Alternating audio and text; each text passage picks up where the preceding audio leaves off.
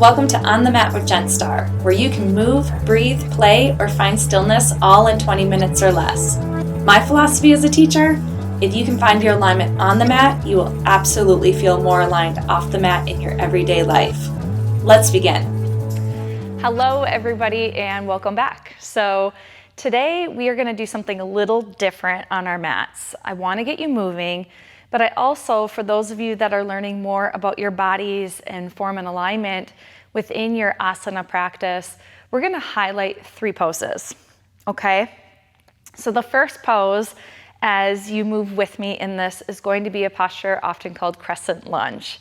So a couple basics in it. When you do crescent lunge, you want to have your right foot on the right side of your mat and the left foot on the left side of your mat. Allow your body to move how it moves. Some of you will wiggle your back heel back for a little extra oomph in the posture, which will give more sensation. If you want to zip and lift your back hamstring, cool. If you want to bend your back knee a little bit in this, cool.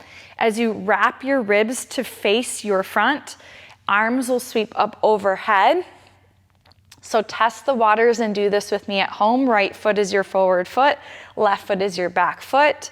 Again, a wide base, your feet are on their own track. And then to put a little muscle tone into this, as you reach your hands overhead, still in the posture, hug the air between the hands and allow your jaw to soften, the shoulders to melt a little bit so you're both active and easygoing at the same time. Take a deep breath in here.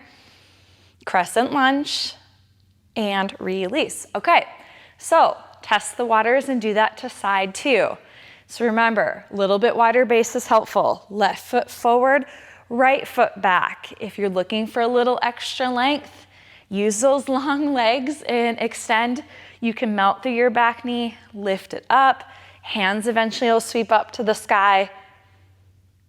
Invite yourself to be here for a few breaths. Deep inhale through the nose. Long exhale, nose or mouth. Take one last breath here. And release and let it go. Okay, so that's crescent lunge. The next posture, we're adding in a twist, okay? So we're gonna set up the same foundation. Let's go back to your right side, right foot forward, left foot back. Sweep the hands high to the sky, take a breath in. Lovingly gather your hands to your heart center. Draw the head of the arm bones back so you feel some muscle tone in your back body. We're not rounded forward in this. Nice tall posture, okay? But at the same time, put a little softness in the front of your ribs. Connect into your core. Deep breath in here. Start to twist and look over to the right. Now, you might stay more upright. Your twist might go 1 inch. Some of you might look off your back right elbow more. And then there's the option to lean into it and bring your left tricep across to your right outer thigh. If you go for the twist in this, hug your thigh into the tricep and your tricep into the thigh. So you meet in the middle in this. Gaze can look down, often helpful for stability. If you're feeling spicy today, turn the gaze on up for a little added challenge. And then release the pose. Come on up. Whew, are you feeling a leg burn? I am. Okay, so let's try the twisted lunge on the second side. Start in your crescent. Nice wide base in the feet. Heart squares forward, hands activate to hug the air overhead. On your inhale, draw the thumbs to heart center, replug your shoulders. Put a little softness in your ribs, take an additional breath in, and when you're ready, start to move and twist. Now, a lot of people, when they do this, will move from their face. They'll lift their eyebrows, they'll scrunch their face. Try to move from the center of your heart, so it's the midline of the back moving, and put a little softness, maybe even a soft smile. Your smiling challenge in the face. Those of you who dipped a little lower, hug the right tricep into the outer left thigh. Gaze can look down or up. So twisted lunge. And then slowly come on up. Give it a shake out, take a breath. Okay, so pose 1. What was it? Yeah, you got it. It's crescent lunge. Second one, twisted lunge. And now the third one is going to be warrior two, or Virabhadrasana 2. These three poses are fun for vinyasa flow practitioners to put them all together. So let's hit up that warrior two and then put it together in a flow. So in this one, turn to the top of your mat. Right foot is gonna step right down the center line of your mat. Imagine we had a hot pink highlighter and we're stepping on the line. Left foot will take a giant step back. A lot of people underestimate the length of their legs, so don't be afraid to widen your base in this. Your back foot points to the long edge of your mat. You could, in the slightest way, turn your big toe in. What we don't want to do in this is let our toes turn out, because as we lunge, it creates an instability in the back knee. You can even see it as you look at me in the pose. So bringing the foot to 90 degrees, anchoring through that back pinky toe, finding that little lift through the left inner thigh brings a safety component, okay? Turn your gaze over the front right fingertips. And then last thing here in warrior two, you can see your front knee. Careful it doesn't buckle in. My general philosophy is knee goes where your third toe is pointing. So if your toes are turning out, your knee is gonna turn out. If your toes are turning in, your knee is gonna turn in. Knee goes where third toe is pointing. So aim right down the center of the foot. Take one deep breath here in warrior two. And release the posture. All right, come on up. Let's switch and be even. Do that on the left side. So what was the first thing that's different from our other things? You got it. You're stepping in the center line of your mat. Second part, you're gonna step your right foot back. Front heel aligns with back arch. You could go heel to heel, heel to arch. What feels good to you, that's what matters most. Hands will reach front to back. Look over the left leg, and then let your knee trace toward the third toe. Anchor into the back pinky toe. Feel this lift and expansion through the inner thigh so things don't collapse. Deep breath in, send your breath down into your belly. As you exhale, anchor into your legs more, and then take an additional breath to breathe from your navel up through your spine. Stretch out through the fingertips, put a little soft smile on your face. We're meeting the challenge today, we're doing it. And release. All right, so we have our three poses. Now, obviously, as we start to flow, I'm giving this to those of you who have somewhat of a little bit of an idea of how vinyasa flow yoga works. If you're new to it, just follow along, play this video again, trust yourself, and you'll start to build the base.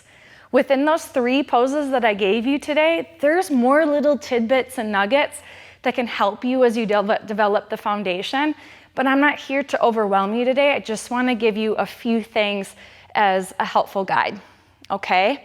So make your way down to the top of your mat. Start with your feet either together or hips distance apart. Look down at your feet, pick the toes up, fan them out, and glue from pinky toe all the way into your big toe. Take a deep breath in here. Let it out, nose or mouth. Now, inhale, sweep the hands overhead.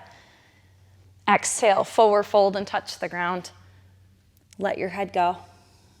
On your next breath, expand, lengthen from your head to your tail, and then step back into a downward facing dog, hips high, heavy head. Invite another breath here in dog pose. Now, here's the first pose that we did. We're just going from a different angle. Look forward and step your right foot, crescent lunge. Widen out the base, hug the air between the hands. If you want a little back bend here, you might take the tail back and then lift and reach out of your waistline, scooping the heart to the sky, creating this nice crescent moon shape. Good. Pose number two, bring your hands to heart center. Plug the shoulders, soften the ribs. Deep breath in. Twist, your twist. What is your range? Find your focus. Reconnect to your breath into your body from pelvis down to legs. That's your base. And then from pelvis into your spine, your shoulders, your head. The ability to find a little freedom here. Good. Warrior two is next. Come back up through the center. Back heel spins down. Bring your right foot, pink highlighter, middle of the mat, windmill open, heel to arch alignment, and find your lunge. Check out the form in the knee. Sense both feet together, sticking the mat down. Windmill hands to the floor, down dog. If you're a vinyasa flow practitioner, you could add a little flow into it. All right, left foot, find high crescent lunge. Even if you have to grab an ankle, no one said your transition had to be pretty. Rise and arrive when you're there, find your breath. If you need a little softness in the back knee, all good. We all look different doing this. Good. Hands to heart center, deep breath in. Exhale, twist to hook right tricep to left. Or test the waters of opening your gaze to the left. Invite another breath there. Slowly come up. Back right heel spins down. Adjust the left foot. So a little bit of micro movement to re-lunge into the left leg. Find a soft focus over fingers. How's your breath? Is it trapped in the throat? That happens to me too sometimes. So when that happens, remember your pelvis is your anchor in this. Get grounded. One last inhale here. Full exhale, nose or mouth. Windmill, hands to the floor. Take a child's pose. Knees widen, big toes kiss, and heart folds. Now, as you're here in child's pose, my invitation for you is to go through this one more time. Take the time that you need to do it, okay? There is no rush. These little videos are for you to practice and develop your practice. Thank you so much for joining me today, and we'll see you next time.